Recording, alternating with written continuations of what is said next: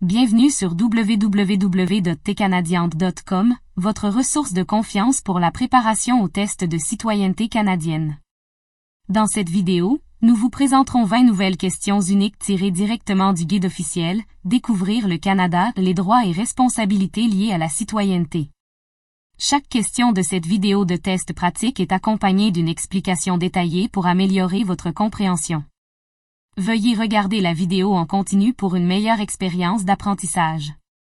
N'oubliez pas d'aimer, de partager, de commenter et de vous abonner à notre chaîne. C'est parti! Question 1. Quel cinéaste canadien est connu pour avoir remporté des prix internationaux et a gagné en popularité au Québec et à travers le pays? Option A. Denise Arcand. Option B. Atom Egoyan. Option C. Norman Juizon. Option D. David Cronenberg.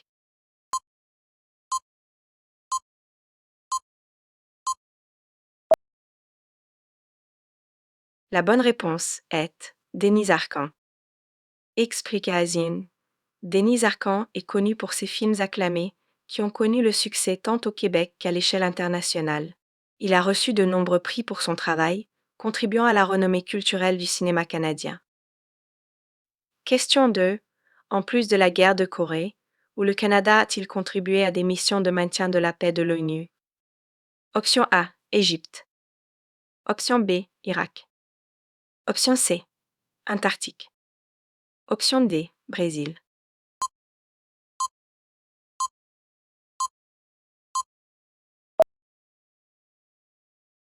La bonne réponse est Égypte. Explication. Le Canada a participé à des missions de maintien de la paix de l'ONU dans divers endroits, y compris l'Égypte, Chypre et Haïti. Question 3. Qui joue un rôle cérémonial au niveau provincial au Canada? Option A.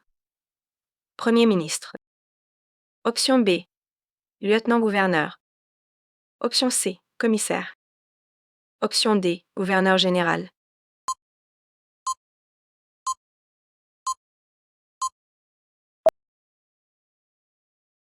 La bonne réponse est lieutenant-gouverneur. Explication. Le lieutenant-gouverneur de chaque province canadienne assume des fonctions cérémoniales, représentant la couronne au niveau provincial. Question 4. Quelle est la dernière étape du processus d'adoption d'une loi au Canada? Option A. Première lecture. Option B. Deuxième lecture. Option C. Troisième lecture. Option D. Sanction royale.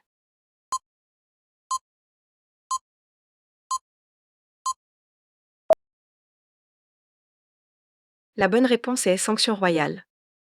Explication. La sanction royale est la dernière étape du processus d'adoption d'une loi au Canada.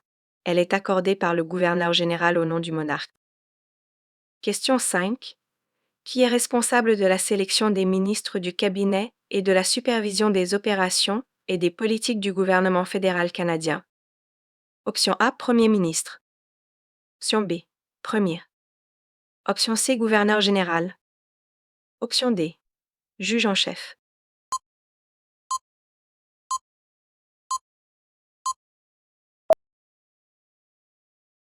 La bonne réponse est Premier ministre. Explications. Le Premier ministre du Canada est responsable de la sélection des ministres du cabinet et est le chef du gouvernement, supervisant ses opérations et politiques. Question 6. Avec quel niveau de gouvernement les organisations autochtones au Canada interagissent-elles? Option A. Municipale. Option B. Fédérale, provinciale et territoriale. Option C. Internationale. Option D. Comté.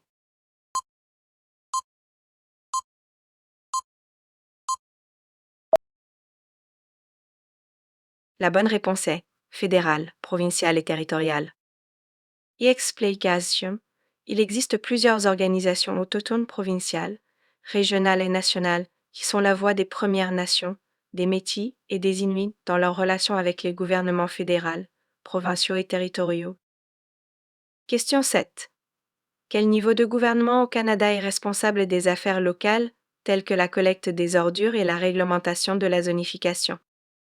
Option A. Gouvernement fédéral. Option B. Gouvernement provincial. Option C. Gouvernement municipal. Option D, gouvernement territorial.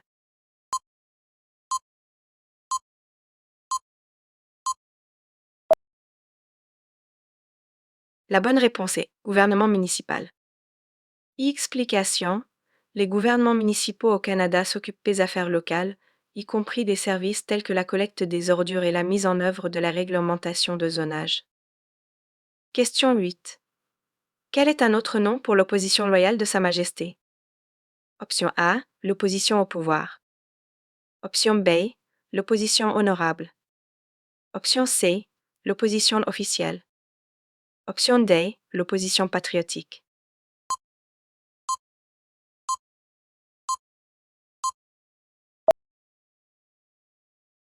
La bonne réponse est l'opposition officielle. Explication. L'opposition loyale de Sa Majesté est également connue sous le nom d'opposition officielle. Il s'agit du principal parti d'opposition à la Chambre des communes.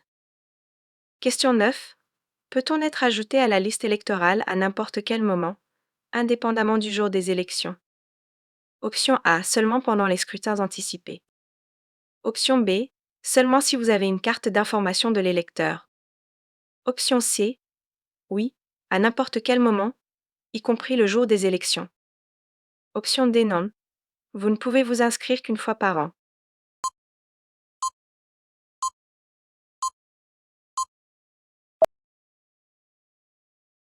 La bonne réponse est oui, à n'importe quel moment, y compris le jour des élections.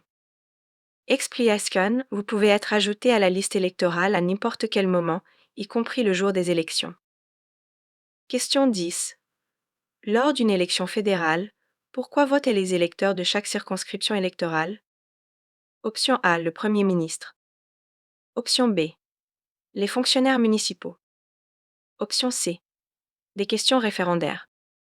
Option D, le candidat et le parti politique de leur choix.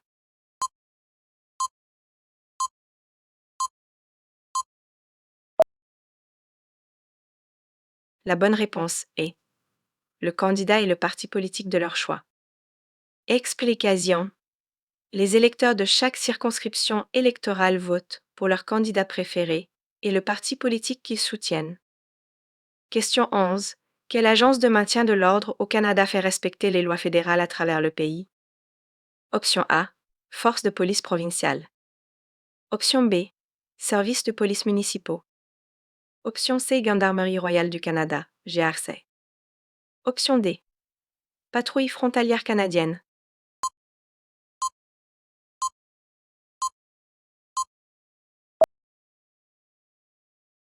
La bonne réponse est Gendarmerie royale du Canada, GRI. Et explication, la Gendarmerie royale du Canada, GAGR, fait respecter les lois fédérales partout au Canada et agit en tant que police provinciale dans toutes les provinces et les territoires, sauf en Ontario et au Québec, ainsi que dans certaines municipalités. Question 12. Quel est le principe de la due process dans le système juridique du Canada? Option A. Une méthode pour accélérer les procédures légales. Option B. Le droit à un procès équitable et rapide. Option C. Une forme de révision légale pour une nouvelle législation. Option D. Le principe selon lequel le gouvernement doit respecter les droits légaux d'une personne.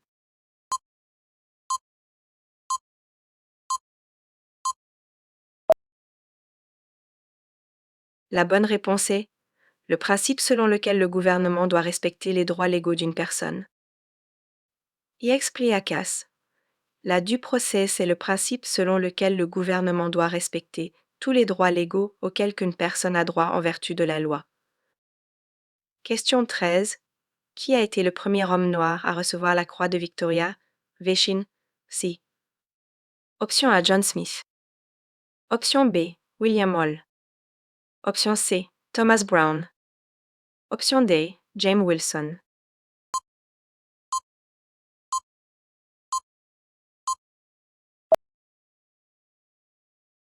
La bonne réponse est William Hall. J'expliquais. Le matelot William Hall, originaire de Horton, en Nouvelle-Écosse, et enfant d'esclaves américains, a été le premier homme noir à recevoir la croix de Victoria, veille pour son service distingué lors du siège de Lucknow en 1857. Question 14. Quel sport est considéré comme le deuxième plus populaire au Canada? Option A, hockey sur glace. Option B, football canadien. Option C, curling. Option D, crosse.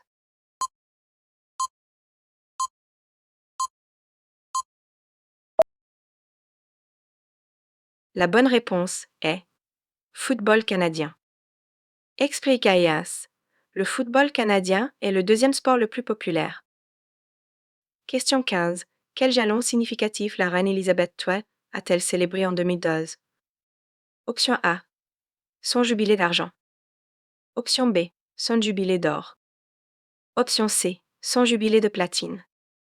Option D. Son jubilé de diamant.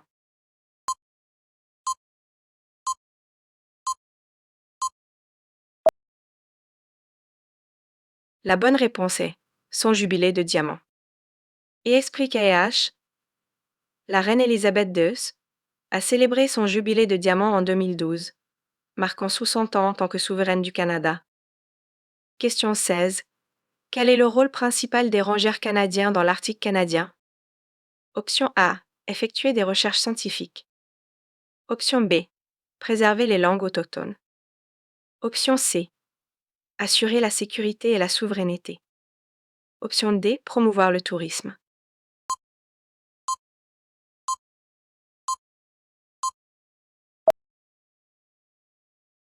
La bonne réponse est assurer la sécurité et la souveraineté. Explication. Les rangers canadiens jouent un rôle clé dans l'assurance de la sécurité et de la souveraineté dans la vaste région arctique du Canada. Question 17. Environ combien de personnes vivent dans les territoires du Nord-Ouest, au Nunavut et au Camp, malgré leur vaste étendue de terre? Option A, 40 000. Option B, 100. Option C, 500. Option 10.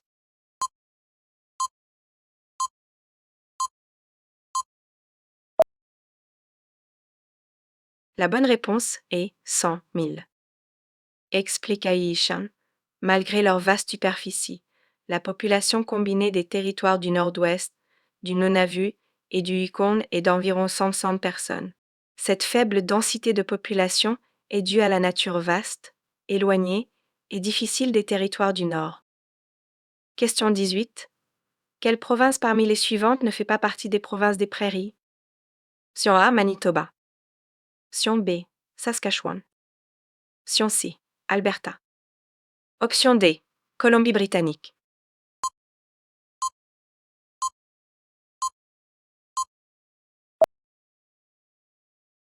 La bonne réponse est Colombie-Britannique.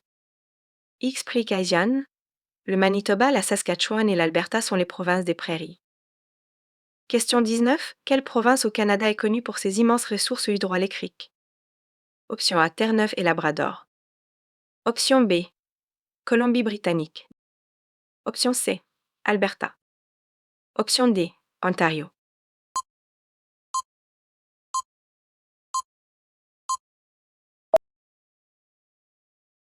La bonne réponse est Terre-Neuve et Labrador. Explication. Terre-Neuve et Labrador possèdent une abondance de ressources hydroélectriques, avec de nombreuses rivières et lacs offrant un potentiel hydraulique considérable. Question 20. Combien y a-t-il de provinces et de territoires au Canada? Option A, 10 provinces et 3 territoires. Option B, 11 provinces et 2 territoires.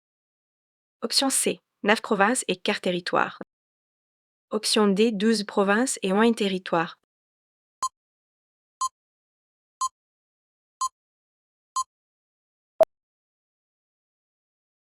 La bonne réponse est 10 provinces et 3 territoires.